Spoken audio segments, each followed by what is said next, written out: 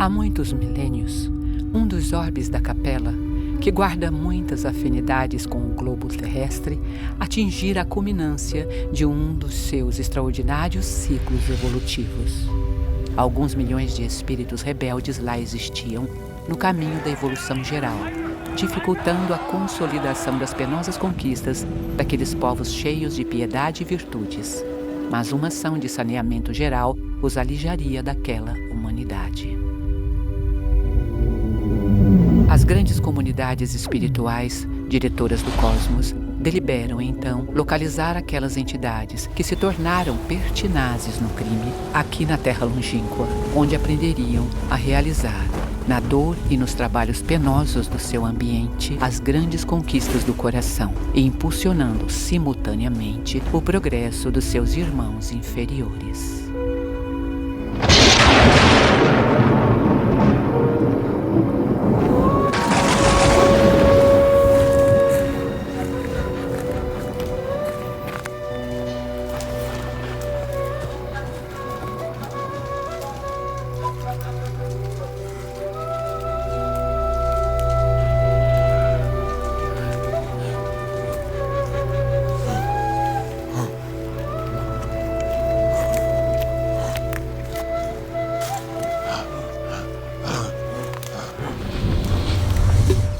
Na casa de meu pai há muitas moradas. Se não fosse assim, eu vô-lo teria dito.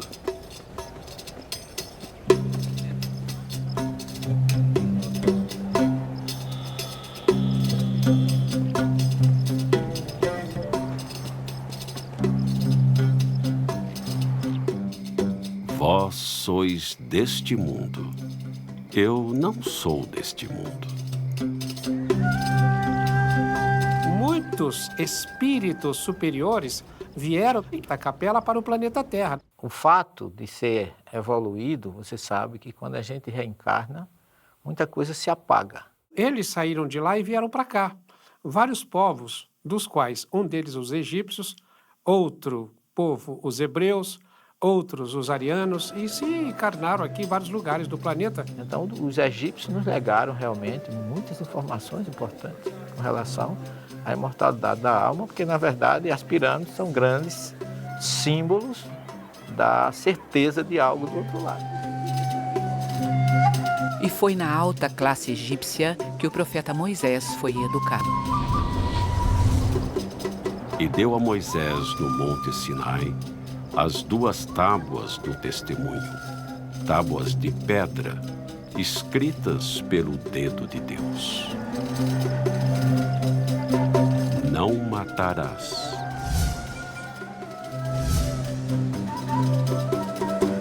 Não cometi assassinato, nem contratei ninguém para matar por mim. Não dirás falso testemunho contra o teu próximo. Não acusei ninguém falsamente, nem jamais apoiei nenhuma falsa acusação. Não furtarás. Não roubei, não me apropriei de coisas que não me pertenciam. Moisés teve uma escola, na verdade, egípcia. Ele filtrou tudo que ele conhecia dos sumérios, dos assírios, dos babilônios e dos próprios egípcios. Eu não digo que ele tenha simplificado o livro dos mortos, mas tenha tirado a essência. Eu acho que Moisés fez uma avaliação de tudo aquilo e retirou dali os 10 mandamentos. Deus grafou em letras de fogo nas tábuas da lei os 10 mandamentos. Através de quem? Através, nós poderíamos dizer assim, de uma chama chamada Moisés.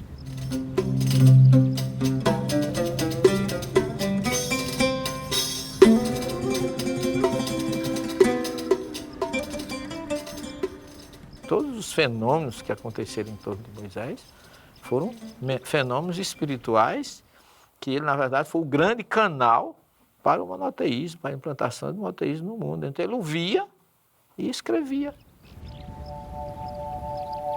Existe muita coisa mundana na Bíblia, muito sangue, muita guerra, muito adultério, Mas a gente tem que separar o que é divino do que é humano na Bíblia, do que é material do que é espiritual.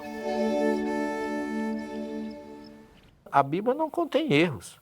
Nós erramos ao interpretá-la. Nós nos equivocamos ao interpretá-la. Por isso que é preciso saber quando foi escrito, por quem foi escrito, para quem foi escrito e qual a situação política e social que envolvia o fato que a Bíblia está narrando. Imagine Deus me pedir para eu sacrificar o meu filho. Não sacrifique bodes nem nada, nem carneiro, vai sacrificar o seu filho. O que é o seu filho? São as nossas produções. Você é capaz de sacrificar aquilo que você diz que é seu? Mesmo quando Abraão sai sem Sara saber do que ele ia fazer, ele vai com um grupo. Quando ele chega no sopé do Monte Moriá, onde hoje está o templo, lá, a cúpula dourada lá em Jerusalém, quando ele chega ali no sopé, ele diz para os que ficaram: Ficai-vos aqui com o jumento, e eu e o moço iremos até ali, e havendo adorado, tornaremos a vós. Abraão não disse, nós vamos e eu voltarei. O que deduz que ele já sabia que ele não ia sacrificar o filho. Elias se chegou a todo o povo e disse: Até quando vacilareis entre dois pensamentos? Se o Senhor é Deus, segue-o, e se é Baal, segue-o. O rei achava que o Deus verdadeiro é o Deus Baal e mandou os seus súditos para o Monte Carmelo. E Elias fez um desafio, que eles se colocassem no novilho e orassem ao Deus dele para mandar um fogo para assar aquele novilho. E diz a história que os sacerdotes começaram a orar e não conseguiram nada. E aí Elias mandou colocar água, ele orou a Deus e desceu um fogo e destruiu tudo e queimou tudo. Diz que até a água incendiou e Elias com isso provou que o verdadeiro Deus era o Deus de Elias e não o Deus Baal. Elias já veio e não o conheceram, mas fizeram-lhe tudo o que quiseram. Então entenderam os discípulos que se referia João o Batista. No Monte Carmelo, ele mandou degolar os 400 sacerdotes. O Elias semeou na carne. Matou, foi morto. De Elias voltou como a reencarnação de João Batista. Ninguém foge às consequências dos seus atos. O João Batista, quando estava lá no Jordão batizando e apareceu muitos daqueles lá, será que alguns daqueles não eram sacerdotes de Baal reencarnados?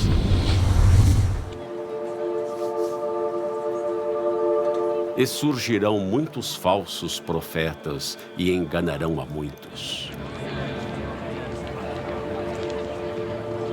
O Vaticano. Daqui partem importantes decisões da religião cristã com o maior número de fiéis.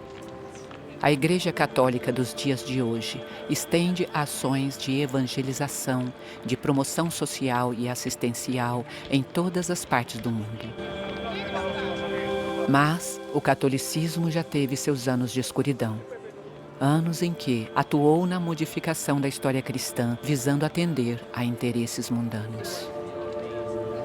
Roma e a Igreja Católica, no passado, estiveram juntas por objetivos nada cristãos.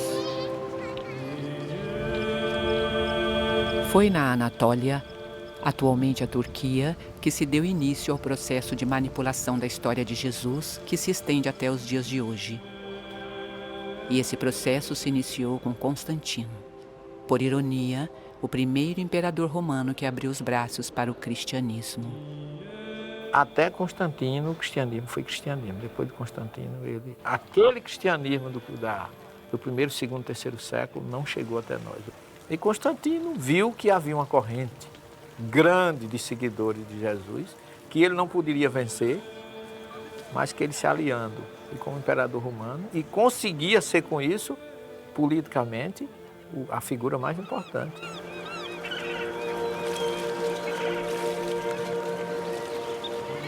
Nesse lugar, às margens do lago de Niceia, estão as muralhas que pertenceram ao Império Romano. Foi a partir daqui que Constantino, no ano de 325, chefiou o primeiro concílio, chamado Concílio de Niceia, que a história cristã começou a ser mudada e destruída.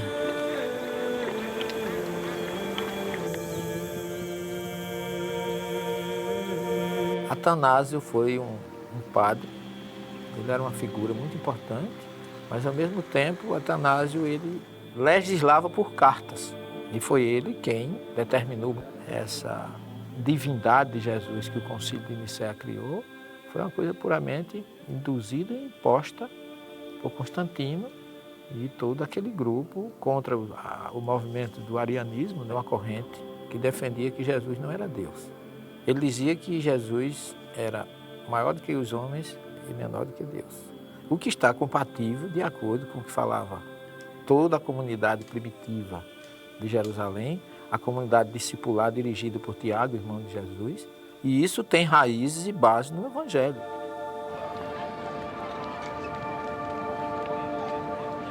Quando a igreja fechou questão com a doutrina de Atanásio, havia um problema. Deus teria nascido do sexo. Eis que uma mulher jovem conceberá e dará à luz um filho e chamará o seu nome Emanuel. A virgindade física é até o momento que a mulher não conhece homem. No momento que ela conheceu, ela deixou de ser. Mas a pureza espiritual, ela existe antes, durante ou depois da mulher ser ou não ser virgem. Porque cá entre nós, se a gente analisar, existem muitas mulheres que são virgens, no entanto, a pureza espiritual é mínima. Porque brotará um rebento do tronco de Jessé, e das suas raízes um renovo frutificará. Jesus, para ser o Messias, tinha que ser descendente de Davi, porque o Messias tinha que ser primogênito. Veja que o Evangelho de Mateus começa dizendo: Abraão gerou Isaac, Isaac gerou a Jacó, Jacó gerou a Judá e seus irmãos, Judá usou Faré, Faré a Manassés, etc, etc, etc. E vai, quando chega lá em Jacó, gerou a José, aí vem o malabarismo para a questão da virgindade de Maria. Jacó gerou a José, esposo de Maria, da qual nasceu Jesus. Tirou José da jogada.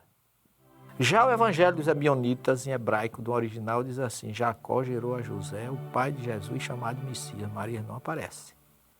Porque se Jesus não for filho de José, ele não é o Messias. Olha a situação aí, como é que fica. Perante a visão judaica. Então a igreja, com seus concílios, agora voltamos à questão anterior, tentou manipular isso de tal forma que criou a virgindade antes, durante e depois, como se isso fosse importante fisicamente, para que Maria fosse a mãe de Jesus, como se o sexo fosse uma coisa impura. O sexo não é puro nem impuro. Puro e impuro é o que você faz do uso dele.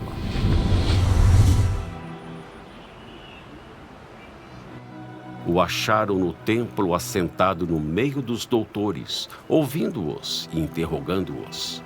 E todos os que o ouviam ficavam extasiados com a sua inteligência e com suas respostas.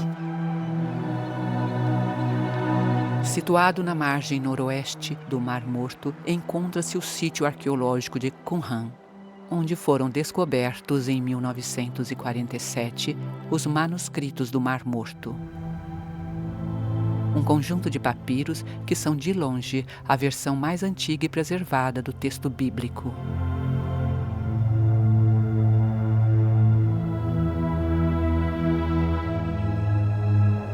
Aqui viviam, entre o século II a.C. e o primeiro século da era cristã, os essênios, uma seita judaica que havia se afastado dos grandes centros da época de Jesus. Viviam uma vida quase monástica, o jejum, as rezas e a realização de rituais de purificação faziam parte dessa sociedade. Eles observavam rigorosamente os mandamentos de Moisés e obedeciam a uma estrita regra de disciplina codificada em manuscritos que regulavam todos os detalhes da vida diária. Alguns historiadores acreditam que João Batista era essênio. Existe até quem defenda que Jesus teria passado sua juventude aqui. Com relação ao período de 12 a 30 anos de Jesus, esse período chamado vida oculta, em torno disso existem muitas teorias. Que Jesus foi viver na Índia, que depois que Jesus discutiu com os doutores, ficou muito pretendido por ter sido um fenômeno. Eu vejo muita coerência entre a filosofia dos essênios e o que Jesus defendia. É tanto que existe um grande pergaminho que foi achado, que é a luta entre os filhos da treva contra os filhos da luz, que os essênios se intitulavam Filhos da Luz. E Jesus utilizou algumas vezes a frase, eu sou a luz do mundo. Os manuscritos do Mar Morto, localizados nessas montanhas, não são os únicos textos judaico-cristãos que sobreviveram intactos ao longo dos séculos. O Evangelho de Tomé é um deles e foi encontrado em 1945 no Egito. Trata-se de um evangelho apócrifo que não é aceito pela Igreja como outros.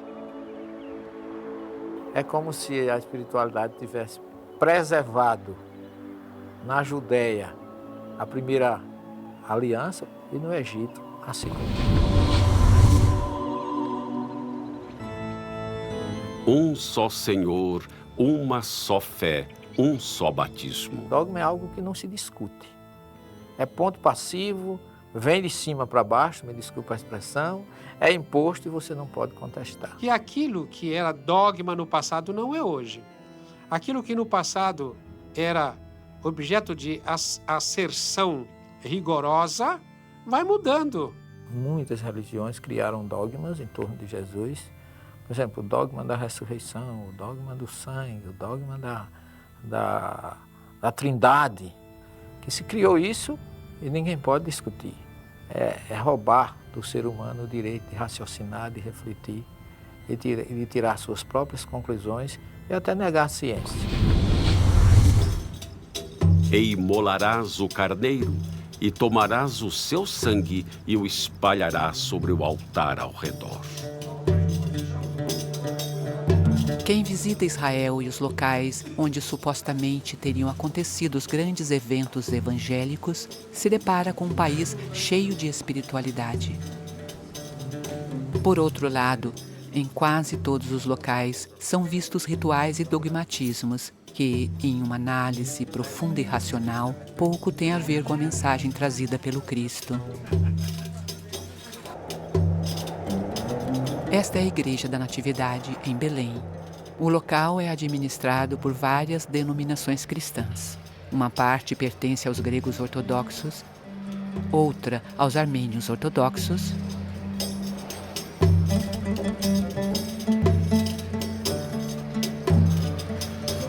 e outra aos católicos apostólicos romanos. Abaixo da igreja está o local onde acreditam que teria nascido Jesus, a manjedoura. É um ambiente cheio de ritualismo. Na parte que pertence aos gregos ortodoxos, os católicos apostólicos romanos não podem rezar missa e vice-versa. Detalhe, um local fica a menos de 2 metros de distância do outro. И прият жену свою, и не знаешь и я, донде же роди сына своего первенца, и нарече имя ему. A limpeza, então, é quase uma missa. O ambiente só pode ser limpo quando os membros das outras denominações estiverem presentes. E ainda assim, cada um limpa um pouco o mesmo lugar.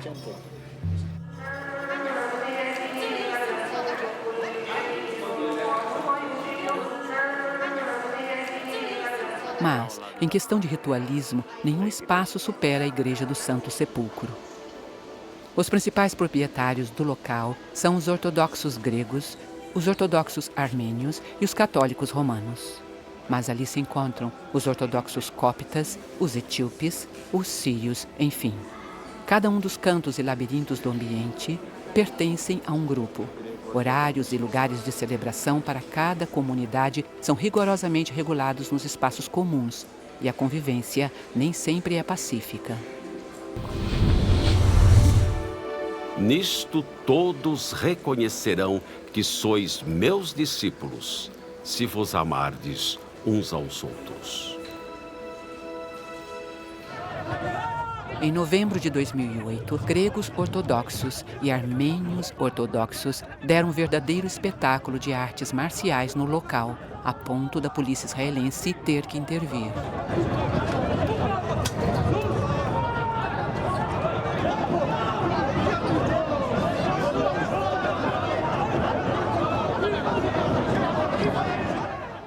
E os problemas datam de muitos séculos. Em 1192, o sultão Saladino, na tentativa de trazer paz ao espaço, encarregou 2 famílias muçulmanas à guarda da igreja. A família Judé recebeu as chaves do Santo Sepulcro, já que a família Nuseibé, que tinha a custódia da igreja desde o tempo do califa Omar, em 637, foi dada a guarda da porta. Os descendentes das 2 famílias se sucederam nesse trabalho. 2 vezes por dia, um membro da família Nuseibé abre e fecha a porta. A chave fica sempre na guarda de um membro da família Judé. Alguns cristãos permanecem no interior da igreja, ficam trancados durante toda a noite, sem qualquer possibilidade de acesso ao exterior, até que na manhã seguinte as 2 famílias muçulmanas abram a igreja.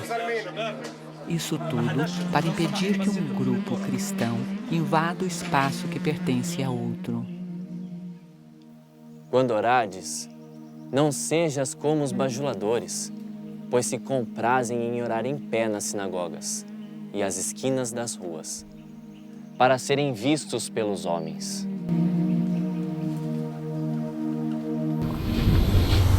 Tomaram por senhores seus rabinos e seus monges, em vez de Deus, assim como fizeram com o Messias, filho de Maria, quando não lhes foi ordenado adorar senão a um só Deus.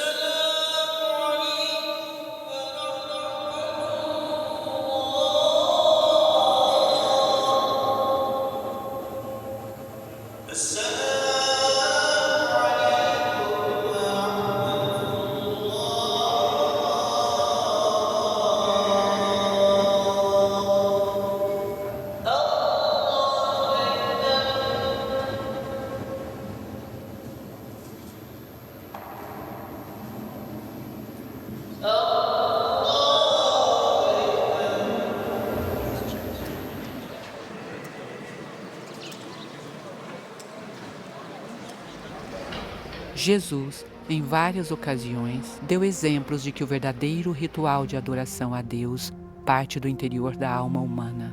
Mas se por um lado ele era avesso aos ritualismos, por que teria aceitado o batismo? Quando Jesus aceita o batismo, não é que ele tenha sido batizado, é tanto que João disse que ele não precisava ser batizado. Mas ele precisava ser identificado. É como se Jesus estivesse ingressando numa outra fase. A partir dali começa uma outra fase.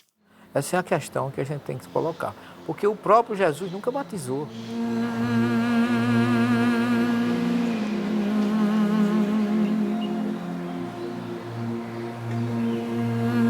Se, em alguns casos, pode-se dizer que o batismo é separatista, pois batizados em uma religião não podem, por exemplo, se casar com os de outra religião, é no Rio Jordão, local onde Jesus teria sido batizado, que temos uma demonstração de como a separação ainda reina naquela região.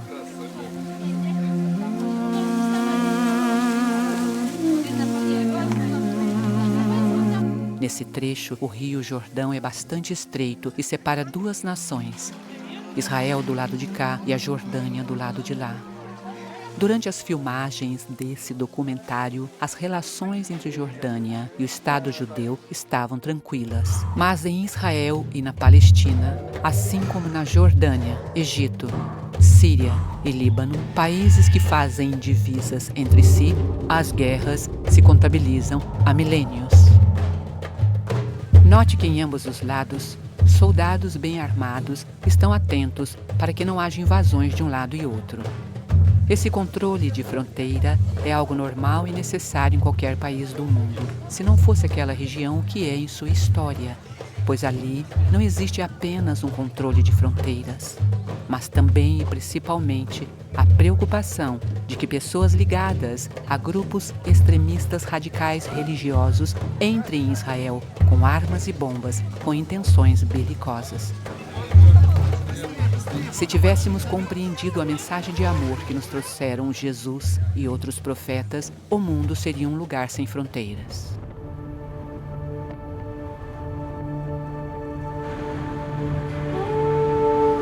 Em Jericó, região sob a administração palestina, encontramos o Monte da Provação.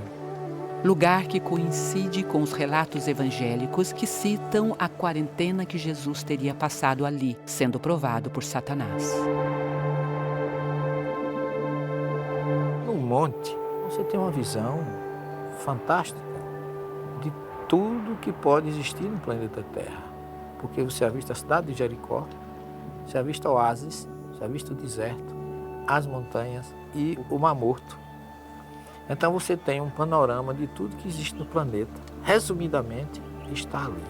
Então o que é que acontece? Jesus, olhando aquela paisagem, com o poder que ele tinha, e sendo ele quem era, se ele quisesse, ele seria possuidor de todos os reinos do mundo, que estava simbolizado na visão que ele estava tendo. Jesus não foi tentado, ele foi provado. Ele passou por uma... Que provação? Não através de uma figura criada pelo homem, chamada de Satanás. Porque Satã, em hebraico, significa opositor. Não é um ser, é uma ideia contrária a algo que tem que acontecer. E isso é bem visto lá em Cesareia de Filipe, quando Jesus disse que precisava ir para Jerusalém e ser entregue na mão do sacerdote, sofrer e ser crucificado. E Pedro disse que não ia deixar que isso acontecesse.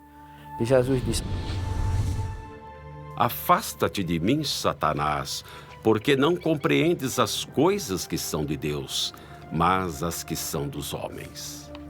Não que Jesus estivesse chamando Pedro de Satanás, mas que Pedro estava com ideia contrária àquilo que tinha que acontecer.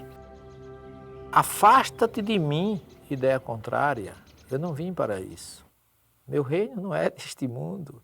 Então eu não posso aceitar isso. Agora veja bem, colocar que isso foi Satanás que ofereceu a Jesus é uma incoerência muito grande. Quer dizer, eu respeito quem pensa assim, mas eu não entendo, por uma coisa muito simples. Se Satanás existisse, ele seria a pessoa menos qualificada para se aproximar de Jesus. Onde tem luz não pode ter trevas. E muito menos oferecer alguma coisa a Jesus que ele não tinha. Porque se Jesus era o Filho de Deus, então por herança ele tinha direito a todos os reinos do mundo. Então não precisa Satanás lhe oferecer absolutamente nada. Então Jesus começa a pensar aquilo ali, refletir sobre o que ele poderia optar de aceitar ou não aceitar. Então não é o monte da tentação, é o monte da meditação, é o monte da provação. A origem de Satanás é uma figura folclórica dos persas. Satanás representa o deus do mal. Os persas trouxeram o zoroastrismo. E o zoroastrismo é uma religião que é baseada no dualismo, o Deus do bem e o Deus do mal. Em tudo que se faz na vida, há uma opção. E Jesus deixou ali, para nós, a lição de que a gente deve optar pelo espiritual.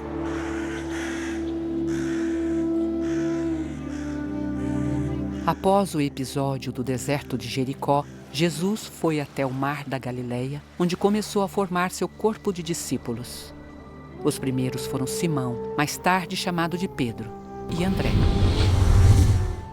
E andando junto do mar da Galileia, viu Simão e André, seu irmão, que lançavam a rede ao mar, pois eram pescadores.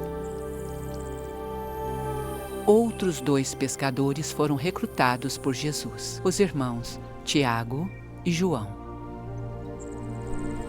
E passando dali um pouco mais adiante, viu Tiago, filho de Zebedeu, e João, seu irmão, que estavam no barco consertando as redes. E logo os chamou. A seguir, identificou Filipe, Bartolomeu e Tomé. Na sequência, foi a vez de Levi, conhecido como Mateus, um coletor de impostos. E depois disto, saiu e viu um publicano, chamado Levi, assentado na recebedoria e disse-lhe: segue-me. Foram ainda incorporados ao grupo Tiago, filho de Alfeu, Judas Tadeu e Simão o Zelote, conhecido como político ou revolucionário que lutava contra os romanos. E, finalmente, aquele que teria um dos mais importantes papéis na implantação da Boa Nova de Jesus, Judas Iscariotes. Por que ele não foi para a Judéia, ele foi para a Galileia? Por que é que ele começa numa região da antiga Palestina, pobre, discriminada, como gente pobre, discriminada e doente. Sem cultura nenhuma, analfabeta a maioria, por uma coisa muito simples. Do ponto de vista material, se você for ensinar alguma coisa a mudar conceito de quem já tem conceito, é difícil. Você vem e segue-me. Pedro e os outros largam as redes e seguem Jesus. Estavam esperando. Preparou um a um para a missão. Isso eu acho que foi a grande importância. E como líder, ele não mandou ninguém fazer nada. Ele ia na frente, fazendo, ensinando. 4 eram pescadores de peixes. Depois de serem chamados por Jesus, todos se transformaram em pescadores.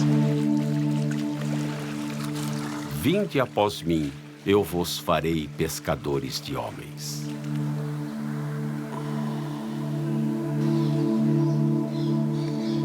Os arqueólogos acreditam que estas são as ruínas de uma casa que foi construída no local em que residira o apóstolo Pedro. E deixando Nazaré, foi habitar em Cafarnaum, cidade marítima, nos confins de Zebulon e Naftali. As escavações que ocorrem aqui acontecem desde 1968 e revelaram a vila que remonta ao século I a.C., uma igreja cristã octogonal do século V depois de Cristo e uma casa do século IV depois de Cristo, que os arqueólogos acreditam ter sido construída no local da casa do apóstolo Pedro. A Galileia, além de ter sido escolhida por Jesus como a sociedade em que ele passaria boa parte de seu messianato, foi também onde se deu o primeiro de seus milagres, o chamado Milagre das Bodas de Caná. A festa de núpcias era tão importante naquela época que você podia até deixar de ir à sinagoga, fazer a sua oração para ir a uma festa de casamento. Então Jesus não só mostra solidariedade com a necessidade do outro, força na transformação e solidariedade com dois espíritos, duas pessoas, dois seres que se unem para constituir uma família. Enchei de água essas talhas, e encheram-nos até em cima. E disse-lhes, tirai agora e levai ao mestre-sala. E levaram. Uma das explicações lógicas ao suposto milagre é que os tonéis, durante o armazenamento e transporte, criaram um forte mosto no fundo dos vasos.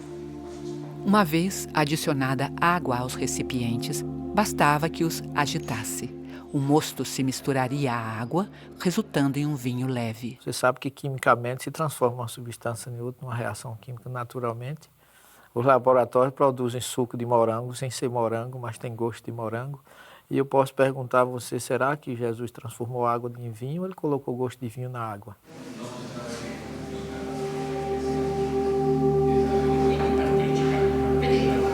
Assim como em boa parte dos locais em que se acreditam que os grandes eventos evangélicos aconteceram, aqui também fora construída uma igreja. E em seu interior, moedas de várias nacionalidades são atiradas ali por peregrinos do mundo inteiro. Uma curiosa transação monetária, onde homens e mulheres compram favores dos anjos e santos, e por que não dizer, do próprio Jesus. São vários os lugares ditos sagrados onde existe o câmbio divino. O ser humano, ele se aproveita de tudo para fazer essa mercantilização. O dízimo foi criado para o templo, para atender os sacerdotes e os levitas, sobretudo os levitas que não receberam terra na implantação das 12 tribos de Israel. Então, como eles não receberam, as 11 tribos que receberam pegavam o que eles chamam de Maaseh, que vem de Esra, em hebraico, que é 10, que seria a 10ª parte do que se lucrava em agrícola, e levava para os sacerdotes, para os levitas, para as viúvas e órfãos. E ainda que tivesse feito tantos sinais diante deles, não creram nele.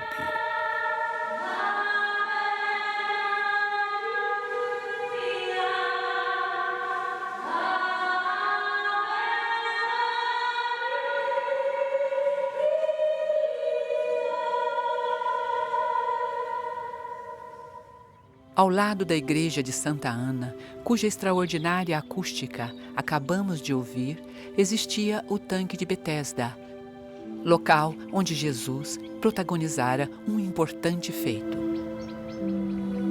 Havia aqui um reservatório de água, lugar de peregrinação para doentes que se reuniam ao seu redor, aguardando que as águas consideradas milagrosas se agitassem.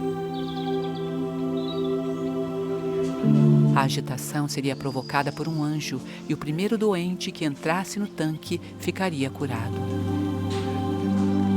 Jesus encontrou aqui um homem que era paralítico há 38 anos. Este disse que nunca conseguia ser o primeiro a entrar no tanque, pois sua paralisia não permitia. E Jesus então disse: "Levanta, toma o teu leito e anda." E aquele homem foi e anunciou aos judeus que Jesus era o que o curara. E por esta causa os judeus perseguiram a Jesus, porque fazia estas coisas no sábado. O radicalismo e a ortodoxia religiosa é quase sempre razão suficiente para a discórdia. Tomemos, por exemplo, o próprio Shabá, o sábado. Trata-se de um dia sagrado aqui e, como tal, o comércio não funciona. O transporte público quase não existe e, até recentemente, aqueles que se arriscavam a viajar, uma proibição da Torá, eram apedrejados nas autoestradas por judeus ortodoxos. Estudiosos judeus, assim como os de outras religiões, ao longo da história, muitas vezes ficaram presos à letra. Se nós formos levar em consideração a letra, Jesus expulsou os vendilhões do templo a chicotadas. E como é que pode um espírito tão manso, tão pacífico, que falava dos brandos, dos pacíficos, estar empunhando um chicote e fazendo isto? A Bíblia não é um livro, é uma biblioteca.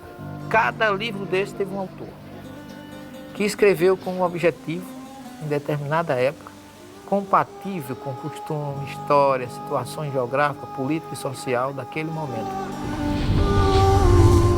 O porco, porque tem unhas fendidas, e a fenda de suas unhas se divide em duas, mas não rumina. Este vos será imundo. Das suas carnes não comereis. No deserto não tem água e o porco só se cria com água. A questão da toxina, da questão de saúde, também é um fator que não pode ser esquecido, porque o porco também é transmissor de determinadas verminoses. Daí porque a ovelha, o cabrito pode se criar no deserto, o porco jamais. Ao invés de você falar, como disse o Cristo, vigiai e orai sem cessar, você diz, olha, tira um dia da semana para você vigiar e orar sem cessar. Pelo menos um dia. Então vem a briga, né? É o sábado, outro diz não, é a sexta, outro diz não, é o domingo. Na verdade te digo, aquele que não nascer de novo não pode ver o reino de Deus. Como pode um homem nascer sendo velho? Pode, porventura, tornar a entrar no ventre de sua mãe e nascer? Na verdade te digo, aquele que não nascer da água e do Espírito não pode entrar no reino de Deus.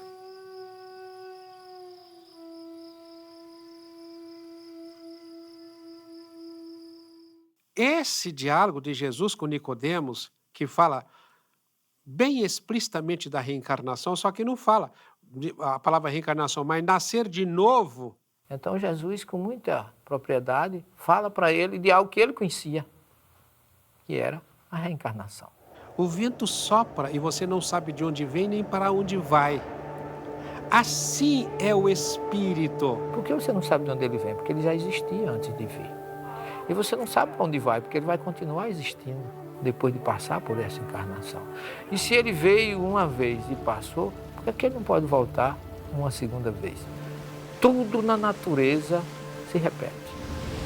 Há o ciclo das águas, depois vem a primavera, verão, outono, inverno, e tudo se renova.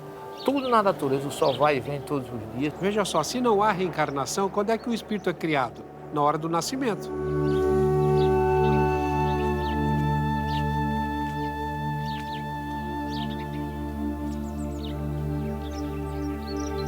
E se o teu olho te escandalizar, arranca-o e atira-o para longe de ti. Melhor te é entrar na vida com um só olho, do que tendo 2 olhos seres lançado no fogo do inferno.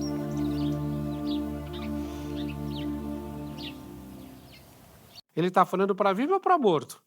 Ele está falando para pessoas vivas aqui. Então você entrar na vida cego qual? Se não tiver reencarnação, na vida espiritual cego, só pode se entrar cego noutra vida. Se Deus é justo, por que é que ele vai dar fortuna a um e pobreza a outro, beleza a um, feiura a outro, saúde a um, doenças a outro? Então Deus seria injusto, e a única forma de explicar a misericórdia divina é através da reencarnação. A maior parte dos líderes cristãos, embora descrentes das vidas sucessivas, mantiveram um curioso apreço por obras de outrora. São vários os monumentos em locais católicos que ainda guardam identidade visual com o paganismo. Um deles é esse, que se encontra na Praça do Povo, em Roma. No 1º século a.C., o imperador César Augusto manda trazer do Egito para cá o obelisco que, à época, já tinha mais de 1.300 anos, construído a mando do faraó Ramsés II. No ano de 1589 d.C., o Papa Sisto V manda que se coloque no centro da praça o obelisco pagão, ao lado da igreja de Santa Maria do Povo. A igreja teria sido construída no local onde Nero se suicidou e foi sepultado. No mesmo espaço, o passado egípcio se une ao Império Romano e ao catolicismo. No Panteão, um dos símbolos do paganismo, construído em 125 anos depois de Cristo, hoje abriga a igreja de Santa Maria de Todos os Santos. Hoje você é um rei que pode ter sido um súdito de um Egito no passado, ou de uma Babilônia. Então, você tem um apreço e de repente você olha e você vê uma estátua do passado, aquilo acorda em você alguma coisa. Aí me lembra o obelisco na Praça do Vaticano. Você sabe se não era o Papa Sisto, não era um faraó reencarnado por ali, que estava querendo trazer da sua ex-pátria, inconscientemente. Se não virdes sinais e milagres, não crereis. Seria Jesus um ser dotado de algum poder sobrenatural? Ou seus feitos milagrosos são mais uma criação a respeito do Cristo? Um dos chamados milagres mais extraordinários de Jesus teria acontecido neste local. Alguém veio e disse que Lázaro estava morto. Lázaro, o nosso amigo, dorme, mas vou despertá-lo do sono.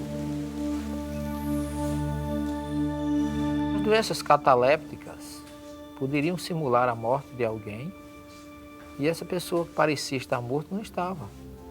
Como muitos nos anos 60, 50, até alguns atores muito famosos, como foi aquele Sérgio Cardoso, né? Que foi enterrado e depois foi descoberto que ele estava vivo, foi enterrado vivo. Então, o que Jesus fez foi chegar lá e mandar despertar, porque a catalepsia simula realmente a morte aparente. E Jesus chegou lá, inoculou energia com a sua força e Lázaro voltou a viver.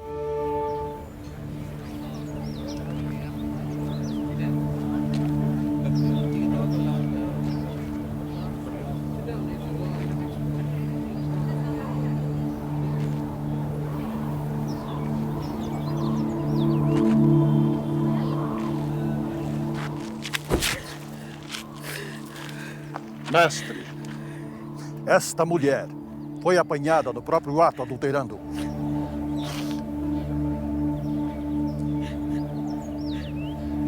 Na lei, Moisés nos mandou que as tais sejam apedrejadas. Pois tu, o que dizes?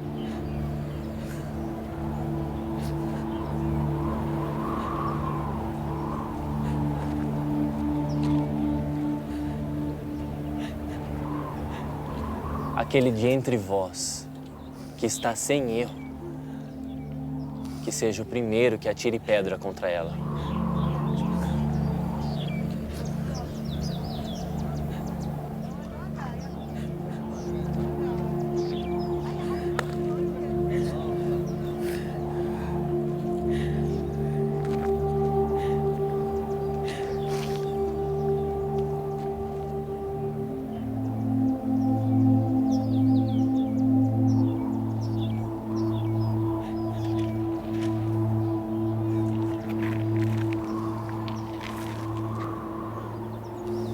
Mulher, onde estão aqueles teus acusadores?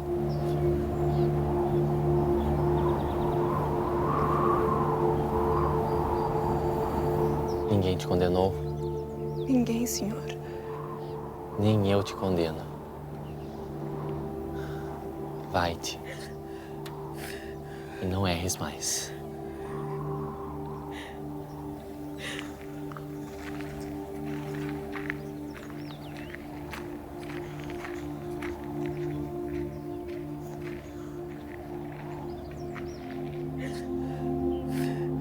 Vai e não peques mais para que não te aconteça coisa pior. Ele está falando ali de causa e efeito, dizendo, olha, isso que aconteceu com você foi em razão de alguma coisa que você fez no passado. Talvez um dos momentos da narrativa da vida de Jesus, onde a fé tem seu instante mais controverso, seja no Monte das Bem-aventuranças. Acredita-se que o local onde ocorreu o famoso sermão tenha sido esse. Hoje, um espaço bem cuidado, por entre alamedas floridas, onde a Igreja das Bem-aventuranças recebe cristãos vindos de várias partes do mundo.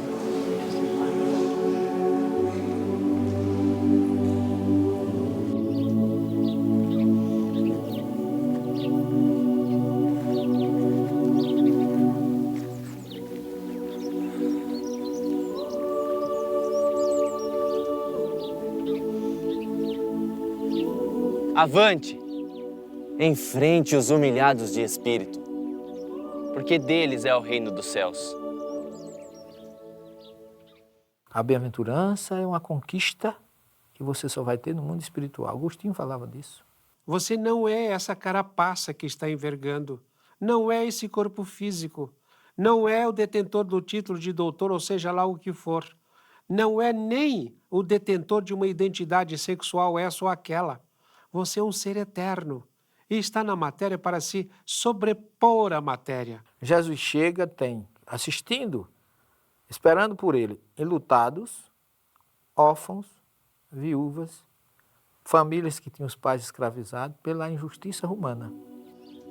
Não desistam os puros de coração, porque eles verão a Deus.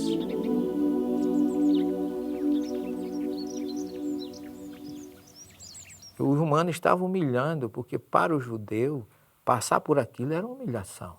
Mas Jesus quer dizer para ele, se existe um reino romano que humilha, existe um reino espiritual libertador. Os puros de coração serão capazes de olhar e falar, nossa, porque será que a pessoa passou por esta prova? No que será que ela está se purificando? Coitado daquele que fez esse ato tão danoso para o outro. Então você tem que transformar todos aqueles que Jesus fala de bem-aventurado em avante, em marcha. Vão em frente. Não desistam vocês que são bem humilhados, vocês que sofrem perseguição. Em marcha os mansos, que eles herdarão a terra. Esse discurso de Jesus não é um discurso de reação, é um discurso de ação, mas ação positiva.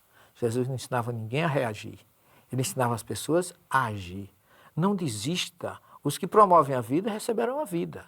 Em compensação, os que promovem a morte receberão a morte. Ele podia dizer, se armem, reajam, matem os romanos que matam vocês. Não, promova a vida. Porque quem promove a morte, recebe a morte. Onde estão os romanos hoje? Não desistam os que têm fome e sede de justiça, porque eles serão saciados. Então você vai entender por que você gerou as causas nesta vida, por que você está sofrendo coisas que você não gerou nessa vida, por que você nasceu assim, nasceu assado. Uma coisa é você dizer para alguém que está sofrendo que ele é bem-aventurado porque sofre, ou então que ele persevere, que ele confie no amanhã, na misericórdia divina, porque sim, ele vencerá todas as dificuldades e a bem-aventurança virá. Sermão da Montanha é o discurso mais lindo que existe no planeta, né? Que brilha a vossa luz. Senhor, ensina-nos a orar, assim como também João ensinou aos seus discípulos. Pai nosso, que és dos céus.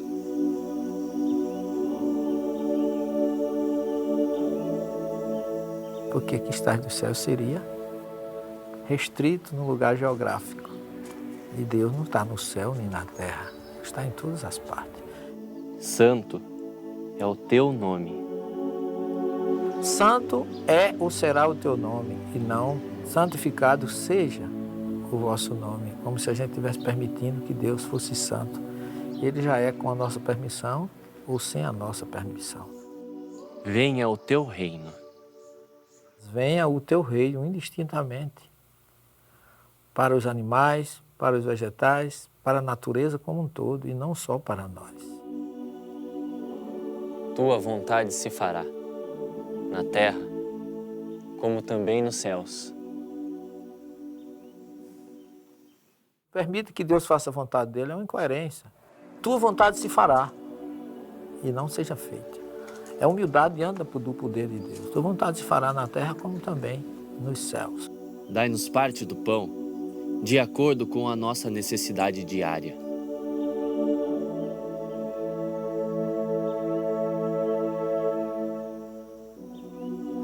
E não o pão nosso de todos os dias me dá hoje, não.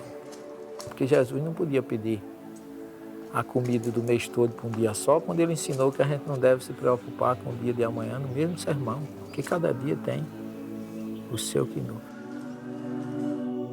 Perdoa os nossos erros.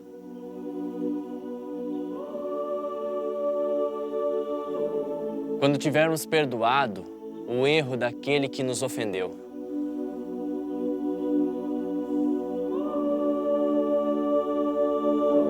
O meu perdão está condicionado que eu já tenha dado. Eu não posso pedir perdão se eu não perdoo ninguém. Quando você vê pessoas que dizem, faz 20 anos que isso aconteceu e quando eu me lembro ainda sinto um mal-estar, a vontade de se vingar ou de desejar. Quando você perdoa alguém, você tira um problema da sua mente. Você passa a ser feliz.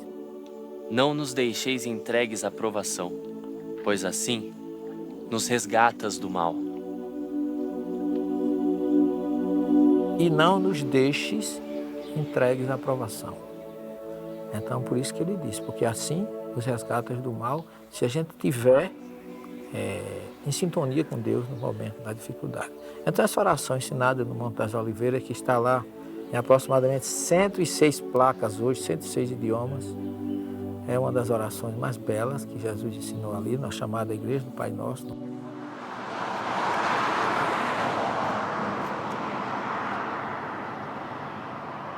Desde o século III da era cristã, acredita-se que o Monte Tabor é o local em que ocorreram um dos fatos mais cercados de simbologias da vida do Cristo, o episódio da Transfiguração, descrito nos evangelhos canônicos de Mateus, Marcos e Lucas, e que também é encontrado no Evangelho Apócrifo de Pedro. Descrevem-nos os evangelistas que Jesus subiu ao monte com Pedro, João e Tiago. E suas vestes tornaram-se resplandecentes, extremamente brancas como a neve, tais como nenhum lavadeiro sobre a terra as poderia branquear. E apareceu-lhes Elias, com Moisés, e falavam com Jesus. A narrativa apresenta um problema. para aqueles que acreditam que a ressurreição é do corpo e da alma. Primeiro, o sono eterno não existe, senão ele não teria vindo. Temos um problema aí também, porque Paulo diz que carne e sangue não é do reino dos céus. A carne e o sangue não entram no mundo espiritual. Se Elias entrou, foi o Espírito. E temos outro. O livro do Gênesis diz, tu és pó e em pó te há de tornar. O corpo vai à terra e o Espírito vai a Deus. Eu considero a transfiguração o maior recado de Jesus sobre a comunicabilidade entre os dois planos. É outra coisa que Moisés, se tinha proibido, veio revogar. Que na verdade ele não proibiu, ele regulamentou, o que é diferente. Elias virá primeiro e todas as coisas restaurará. Nós estamos em pleno Monte Tabor. E aqui Jesus fala que certamente Elias terá de vir para restaurar todas as coisas, antes de dizer que ele veio como João Batista. Ainda falta se realizar alguma coisa. Naquele momento que Jesus disse para os discípulos que Elias há de vir restaurar todas as coisas. Para nós espíritas fica bem claro. Jesus se refere à terceira revelação. Quem foi que veio restaurar todas as coisas?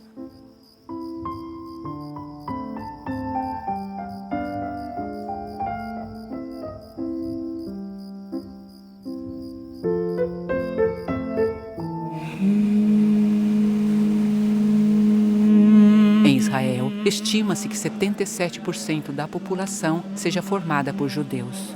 Os muçulmanos são 16% e os cristãos são apenas 4%.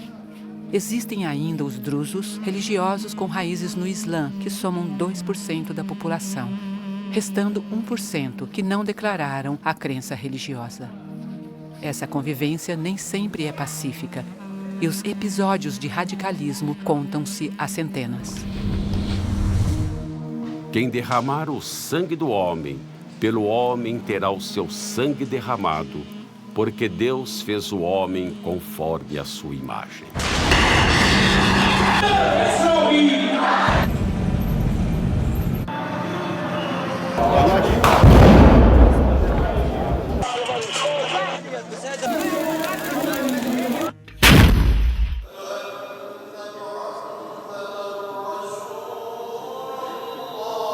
A oração chorosa que ecoa por toda Jerusalém poderia reverenciar as lágrimas que escorreram após tanto ódio ao longo dos milênios. A imponente abóbada dourada da esplanada das mesquitas está em um dos lugares mais importantes para os muçulmanos e para os judeus. Para o judaísmo, é o local de quase sacrifício de Isaac. Para os muçulmanos, lá poderia ter sido sacrificado Ismael. O espaço foi eleito pelo rei Davi para construir um santuário que albergasse o objeto mais sagrado do judaísmo, a Arca da Aliança, onde teriam sido guardadas as tábuas da lei mosaica. O primeiro templo foi construído por ordem do rei Salomão no século XI a.C. Já em 587 a.C., Nabucodonosor II mandou destruir o templo, dando início ao exílio judaico na Babilônia. O exílio se estenderia até mais ou menos o ano de 539 a.C., quando o povo judeu pôde retornar a Jerusalém e reconstruir aquele que seria chamado como o Segundo Templo. No século I a.C., Herodes o Grande, em uma clara tentativa de agradar aos judeus, sendo que ele próprio só tinha descendência judaica de muito longe, manda ampliar o templo. Vês estes grandes edifícios? Não ficará pedra sobre pedra que não seja derrubada. Essa profecia, dita por Jesus aos seus discípulos, previu a destruição de Jerusalém, e foi em 70 d.C., quando os judeus perderam a luta contra a dominação romana, que o comandante Tito ordenou que seu exército não deixasse ficar pedra sobre pedra. Em 691 d.C., a mesquita de Omar foi construída sobre o local do templo. A sua abóbada, com 80 quilos de ouro, só foi colocada em 1920. Aos judeus restou um muro, na verdade, o muro. Parte desse muro ainda é o resultado das ampliações que fizera Herodes o Grande. Se hoje os judeus só podem vir até aqui, já que no local exato existe uma mesquita, na época de Jesus, o segundo templo era o orgulho do povo hebreu e era muito mais do que um lugar sagrado. Ali, além dos cultos e estudos da Torá, ficava o centro do poder da religião judia. E disse aos que vendiam pombos: tirai daqui estes, e não façais da casa de meu pai casa de venda. E Jesus entrou no último dia da festa. Ele entrou num sábado. E o judeu não faz nada no sábado. E na sexta-feira, em Jerusalém, a partir das 15, 16 horas, não se vende nem se compra absolutamente nada. Do ponto de vista histórico, de costume judaico, onde estavam vendilhões no dia de sábado? Muito menos dentro do templo. Inclusive, se você for analisar isso, cada evangelista tem uma história mais ou menos diferente a respeito, o que mostra que não há um consenso. E eu entendo que essa história pode ter sido criada posteriormente por alguém que não conhecia o costume judaico. Se o teu corpo é templo, é casa de oração e não covil de ladrões. Quem são os ladrões que precisam ser expulsos? A mentira, o orgulho, a vaidade, a ociosidade.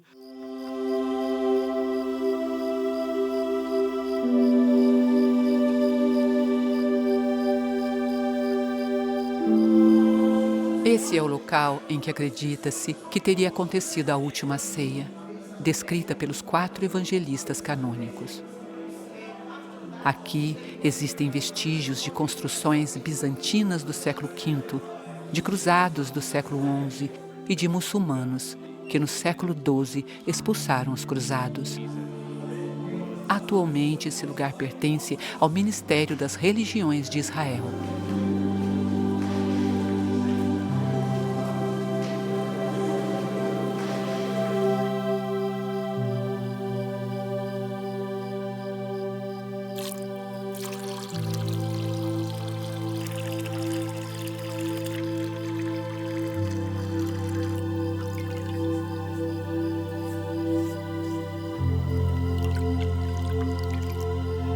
Aquilo ficasse como um sinal para que aquele que quiser ser o maior seja o servidor de todos.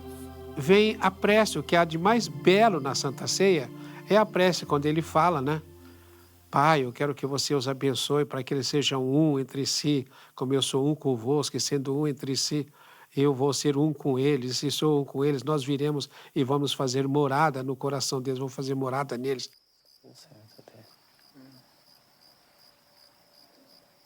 Na verdade vos digo, um de vós me há de entregar.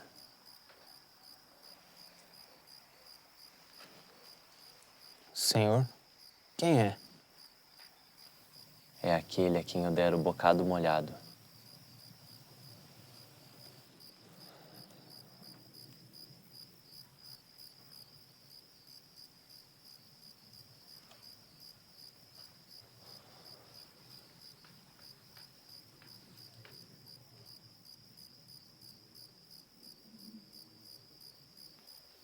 O que fazes, faze-o depressa.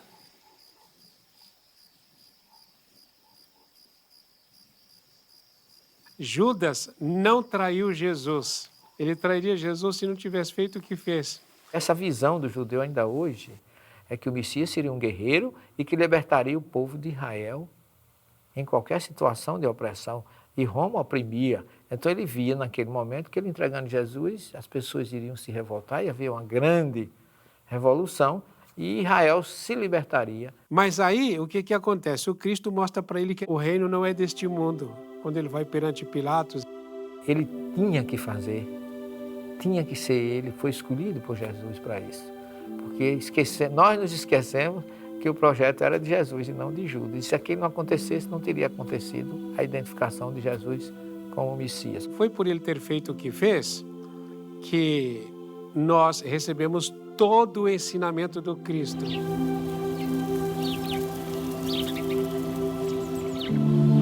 E foi na parte mais baixa do Monte das Oliveiras, no lugar conhecido como Getsemane, que Jesus iniciou a última etapa de seu plano para a crucificação. Ele sabia que não bastava ter ensinado, sabia que não seriam suficientes os milagres que fizera. O ser humano queria sangue e ele estava disposto a dar. Cercam-me cães numerosos, um bando de malfeitores me envolve, como para retalhar minhas mãos e meus pés. Estas ruínas mostram o que foi durante séculos o centro da vida pública romana. Um local de cerimônias triunfais e de eleições, onde se realizavam discursos públicos e onde aconteciam os processos criminais. Era também o centro dos assuntos comerciais. E como ninguém é de ferro, Vespasiano, aproximadamente no ano 70 d.C., mandou construir o Anfiteatro Flaviano, mais conhecido hoje em dia como o Coliseu. Aqui eram apresentados espetáculos para cerca de 55 mil espectadores.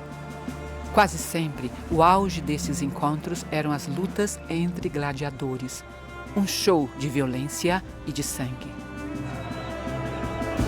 E não mudou muito até hoje. No futebol, por exemplo, vez por outra, são ofertadas batalhas dignas das arenas romanas.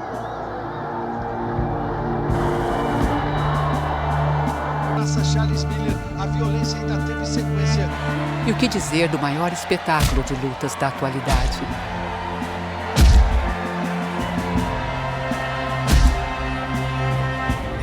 E os jornalísticos, então? Nada como um belo e bom crime para vender exemplares e atrair propagandas.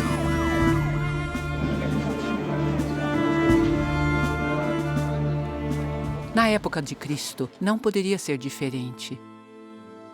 E nesse espetáculo, ao que tudo indica, foi o próprio Jesus que apontou o polegar para baixo em uma grande ação de marketing.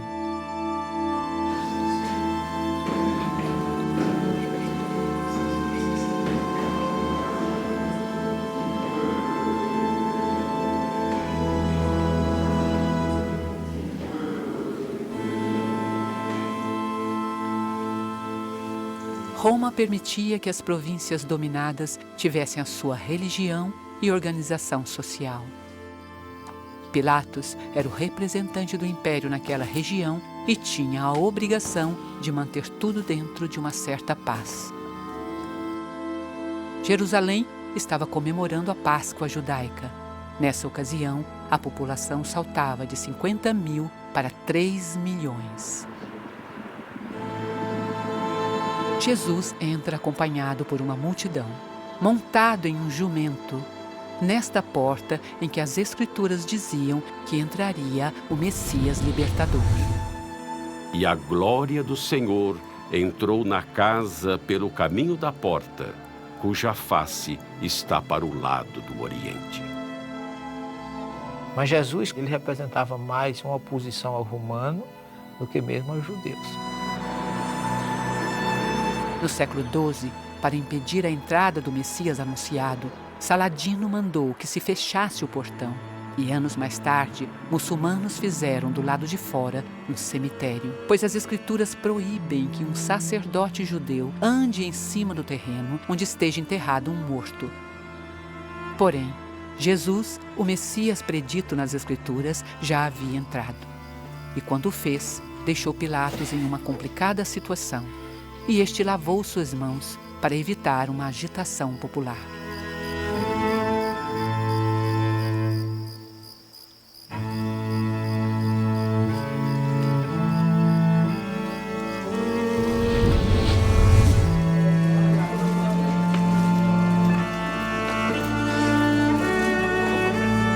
E levando ele às costas a sua cruz, chegou ao chamado Lugar da Caveira, em hebraico chamado Gólgota. Nessas paradas, né, quando caía, ele está dizendo assim para a gente: olha, você também pode cair algumas vezes, mas levanta, tá? Porque cada qual levará sua própria carga. Simão, ele seguia Jesus, e quando ele soube que Jesus foi preso e que estava naquela situação, ele foi acompanhar Jesus na Via Dolorosa. Quando Jesus cai, o Simão vai e não pega a cruz. Ele pega um braço da cruz e Jesus no outro braço. E os dois vão andando e carregando a cruz. Mais um grande ensinamento de Jesus para cada um de nós que devemos compartilhar e suavizar a dor alheia. Deram-lhe a beber vinagre misturado com fel, mas ele, provando-o, não quis beber. E ele recusa. É como se estivesse dizendo, olha, isso aqui não significa nada, é matéria. O vinagre e o fel, e tinha outras substâncias que aliviava, porque era uma espécie de entorpecente, um anestésico. Então esse sofrimento não tem importância, é matéria. Deixa eu passar por ele para mostrar para vocês que vocês não precisam fugir, não fujam. E foram crucificados com ele 2 salteadores, um à direita e outro à esquerda. Jesus vira-se e olha para o bom ladrão. Em verdade eu te digo, hoje estarás um dia comigo no paraíso e não naquele mesmo dia, porque do ponto de vista cronológico, o próprio Jesus só foi no 3º dia. O ladrão não poderia ter ido antes dele. Deus meu, por que me desamparaste? Davi falou no Salmo 22, Jesus repete na cruz. Naquele momento, ele estava recitando o Salmo como se dissesse, olha, isso que está acontecendo aqui já estava escrito lá atrás. Em outras palavras, ele não estava se sentindo desprezado nem abandonado, mas ele estava se identificando com aquele Messias, aquele servo do Cordeiro, predito e profetizado por Davi. Me cercaram, até as minhas vestes estão sendo objeto de sorteio. Os soldados estavam ao pé da cruz sorteando as vestes de Jesus. Os que me olham meneiam a cabeça. A minha língua está presa ao palato. E depois há uma virada no Salmo em que ele fala, mas em ti confio. Do 23 começa como? O Senhor é o meu pastor e não me faltará. Concordo que foi uma forma de chamar atenção para todos. Inclusive, você observe que ele morreu fisicamente, mas se imortalizou espiritualmente.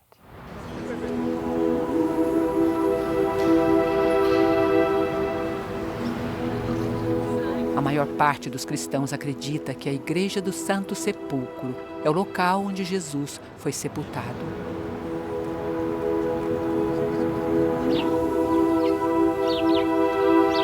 Já para cristãos ingleses, este é o lugar.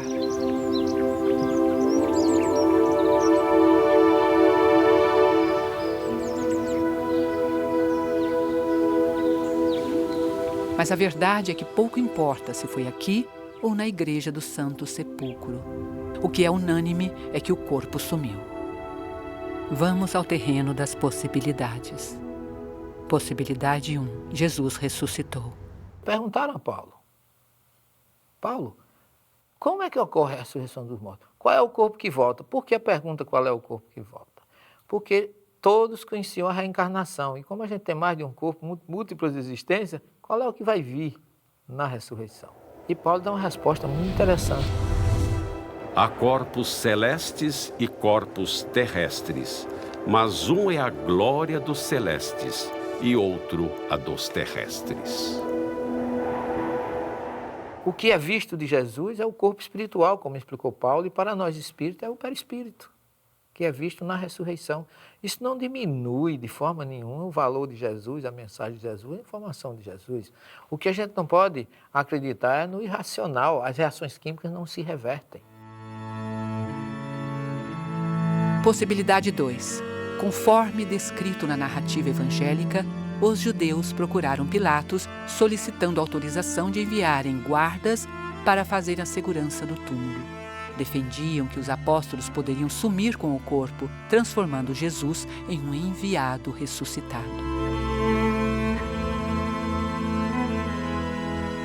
José de Arimateia, que era parente de Jesus, parente muito próximo. Tinha importância que ele era, pertenceu ao Sinédrio, ele conseguiu de Pilatos, pela questão política, uma autorização para ele retirar o corpo de Jesus da tumba. Quando eles vão lá e encontram o túmulo vazio, é porque o José já tinha tirado o corpo. O que foi feito do corpo de Jesus fora do espírito é ter voltado à terra e ter sido degradado.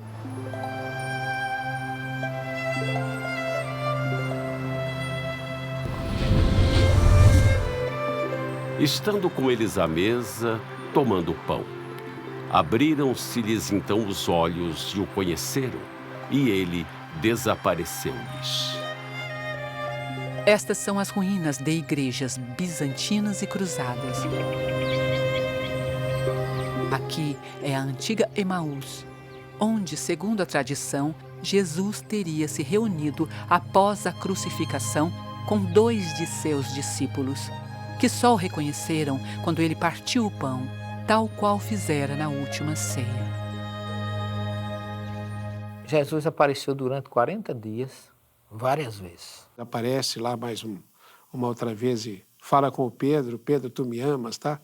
Essa parte é muito linda, né? Os 40 dias que sucederam à morte de Jesus foi um desastre para os discípulos. Porque perderam seu líder, toda a autoridade, imagine, sentiram-se acéfalos, ovelhas desgarradas. E o que é que acontece? Jesus começou a aparecer para reanimá-los, para despertá-los. Vai para 2 na estrada de Emaús, vai a Madalena e sai dizendo: eu não morri. Por que ele fala 3 vezes: Pedro, tu me amas?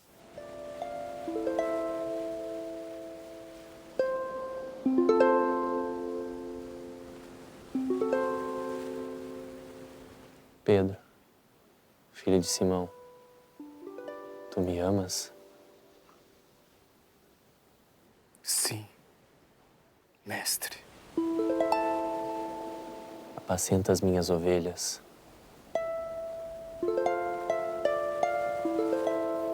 Tu me amas, Pedro?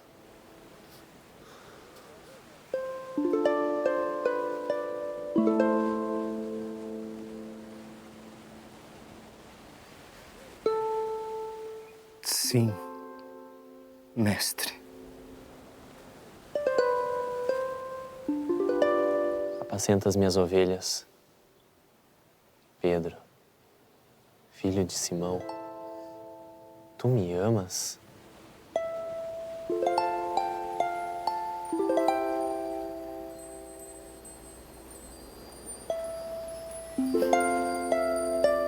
Sim, mestre.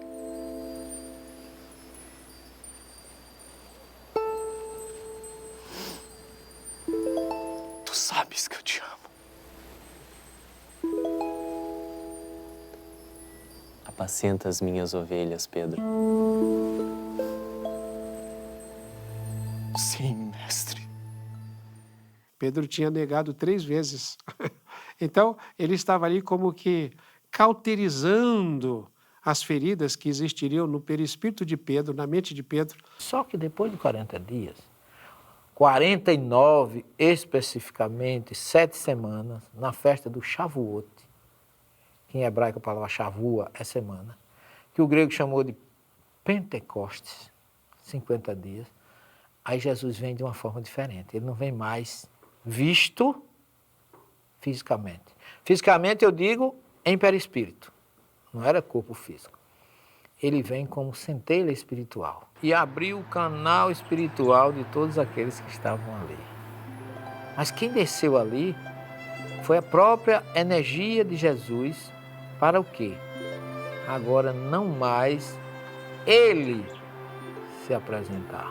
Agora ele precisava do testemunho daqueles que o conheceram. E é tanto que depois do Pentecostes, os discípulos se muniram de tanta força interior, que dali Pedro já saiu para pregar no templo, expondo a própria vida. E aí fundou-se a primeira comunidade sucessora de Jesus em Jerusalém. E a partir dali, quem era discípulo transformou-se agora em apóstolo.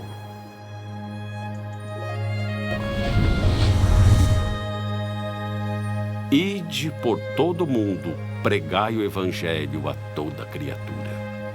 Após a partida física de Jesus, os apóstolos continuaram pregando e curando, tendo sido por várias vezes presos e torturados. Batizaram-se com o próprio sangue, como Jesus havia previsto. O único apóstolo que não teve uma morte violenta foi João. E mesmo diante de tanta crueldade, os primeiros cristãos deram continuidade na transmissão da Boa Nova e o cristianismo foi crescendo. Aliás, a propagação cristã para longe das fronteiras de Jerusalém e da Galileia deve muito ao Sinédrio e a Roma.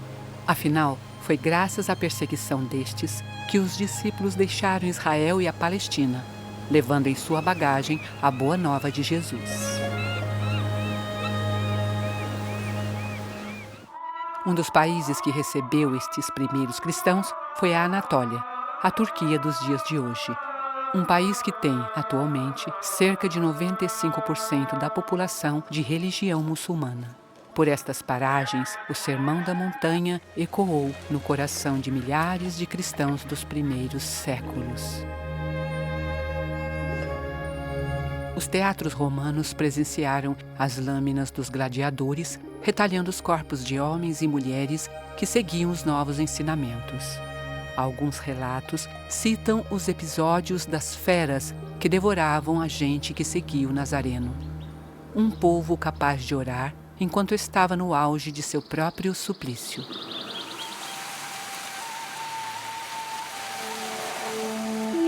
O ápice da rejeição contra os cristãos se dá em 64 d.C., quando o atormentado imperador Nero ateia fogo em Roma e atribui o incêndio aos seguidores de Jesus. Que a sua descendência seria peregrina em terra alheia e a sujeitariam à escravidão e a maltratariam por 400 anos. No século I, o cristianismo foi expandindo-se e de grutas e catacumbas passou por Antioquia, por Roma, e na Capadócia encontra-se um dos mais belos sacrifícios dos primeiros seguidores. Sob a montanha, os cristãos que aqui viveram refugiaram-se nas entranhas de pedra. Essa região toda foi alterada há milhares de anos, quando 3 vulcões entraram em erupção. A rocha que se formou após o resfriamento da lava tem uma peculiaridade especial. Apesar de firme, ela se permite esculpir com alguma facilidade. E assim, os cristãos, fugindo do jugo romano, se mudaram para sob essas montanhas condomínios, construídas por civilizações mais antigas que também haviam sido perseguidas. Aqui, os seguidores do Nazareno estocavam alimentos e água. Haviam túneis para cima que permitiam a passagem de ar, e para baixo, onde se podia retirar água. Eram dormitórios, cômodos para a preparação de alimentos, outros para o pisotear de uvas para a fabricação de vinho, e igrejas, muito provavelmente as primeiras do cristianismo. Construções simples, como foram Jesus e seus apóstolos. Essa gente se sacrificou e muito para que a árvore evangélica criasse raízes capazes de se expandir para todo o mundo. Viviam aqui, enclausurados, apertados entre as paredes em que mal se pode passar uma pessoa. A luz que hoje se vê, facilitando a visitação dos turistas, não existia. Viviam uma vida de futuro incerto.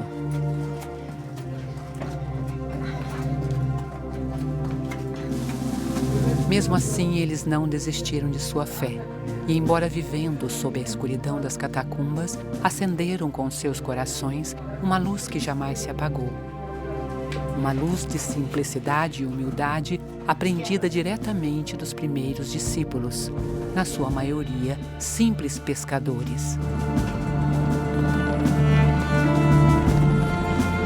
Além da Capadócia, o cristianismo primitivo deixou marcas em várias cidades da Turquia. Felipe, muito provavelmente, perambulou por essas ruínas de Herápolis.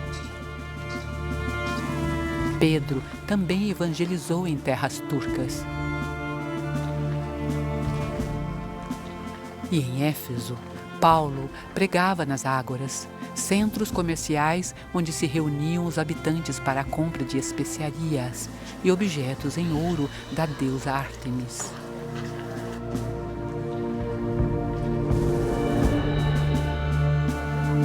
Aqui, Paulo foi preso. Os comerciantes o acusaram de pregar contra os deuses romanos e prejudicar as vendas. Outro que esteve por terras turcas foi João, que mais tarde, na ilha Patmos, na Grécia, teve as visões proféticas do Apocalipse.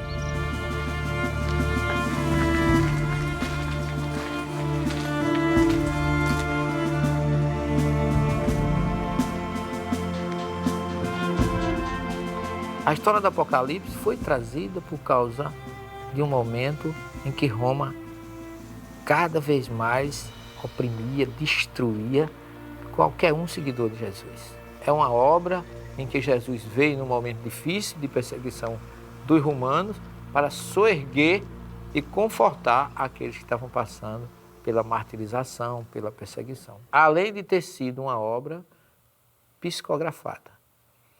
A obra tem uma mediunidade, vários tipos de mediunidade, porque no primeiro capítulo João diz assim: Eu sou o Alfa e o Ômega, o primeiro e o derradeiro. E o que vês, escreve-o num livro e envia-os às 7 comunidades que estão na Ásia. Entre os sítios arqueológicos da Turquia, um dos que mais emocionam é o da Casa de Maria, especialmente pela história da descoberta do local.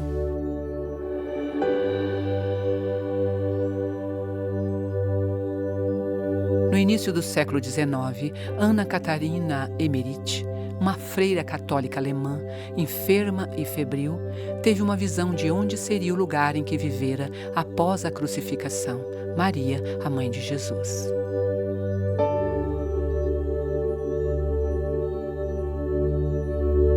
No relato, além de descrever o ambiente, a freira falava das características da casa. Suas visões foram escritas e publicadas pelo romancista alemão Clemens Brentano. No final do século XIX, o padre francês Julien Goyet, tendo em mãos a publicação, foi em busca do local e achou as ruínas em que hoje muitos acreditam ter sido a Casa de Maria.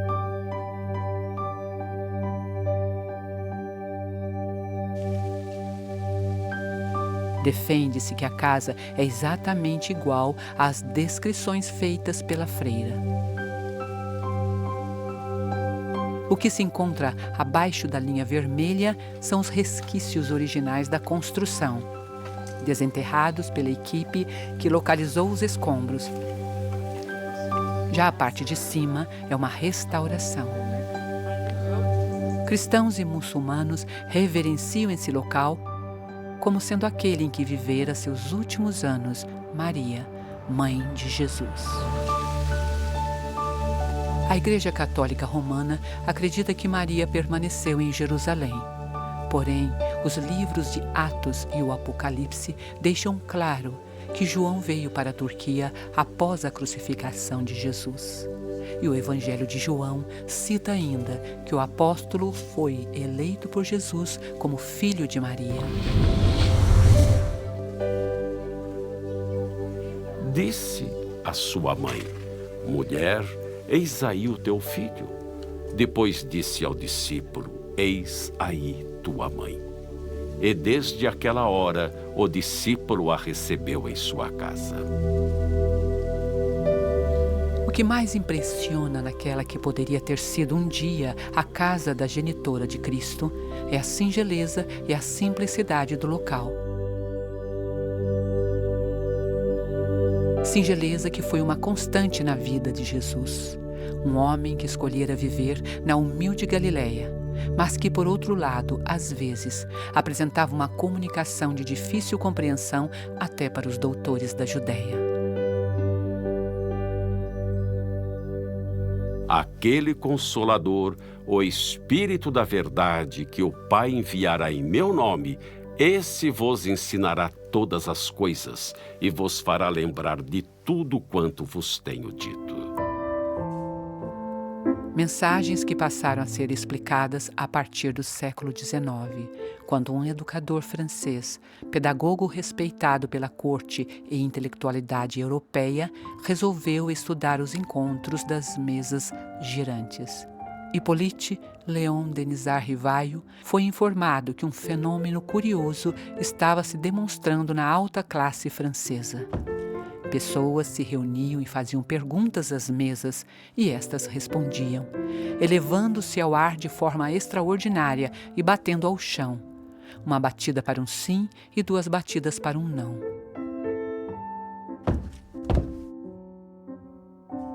Monsieur Rivaio, um racionalista, chegou à conclusão que eram espíritos que moviam as mesas. Com o tempo, o educador passou a atender pelo pseudônimo de Kardec. Trocou as mesas por médiuns e entrevistou os espíritos comunicantes sobre os grandes enigmas existenciais humanos.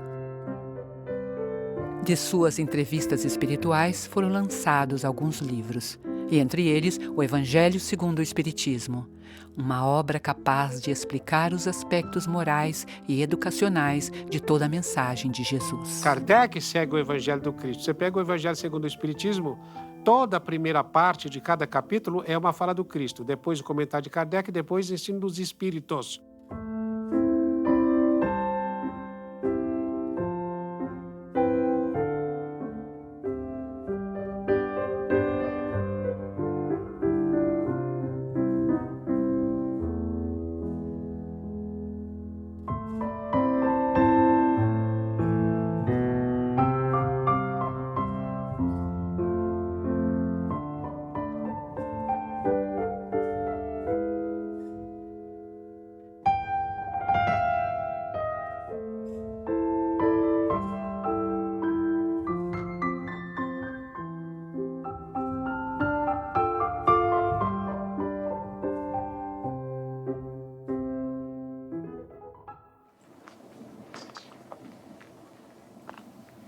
Entre ti não se achará quem consulte a um espírito adivinhador, nem mágico, nem quem consulte os mortos. Engana-se quem diz que a Bíblia proíbe a comunicabilidade entre os 2 planos. Por quê? Porque Jesus mostrou isso no Monte Tabor, recebendo Moisés e Elias. O Espiritismo não é uma religião constituída com sacerdote, com hierarquia, com rituais, com dogmas. Não é. Mas a sua parte moral pode unir todas as crenças do mundo. Meu espírito derramarei sobre toda a carne, e os vossos filhos e as vossas filhas profetizarão. Os vossos jovens terão visões. Nenhum livro do Novo Testamento é tão mediúnico quanto o livro de Atos dos Apóstolos. Apenas nós não paramos e muitas vezes nem estudamos a história dos fenômenos que envolveu tudo aquilo, cura, visões. Paulo foi despertado por Jesus através de visão e ouvindo vozes, mostrando que ele era um grande médium.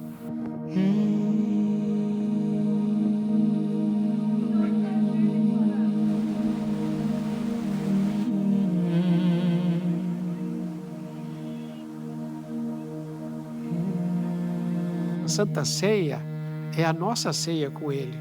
Se você não deixar o Cristo lavar os seus pés, os seus caminhos não ficarão limpos.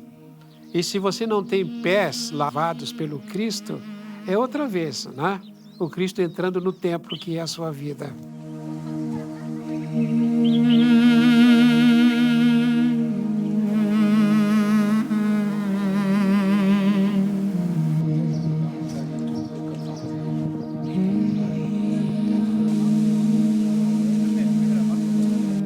Eu sei que as religiões são diferentes, Mas todas as religiões buscam um ser superior.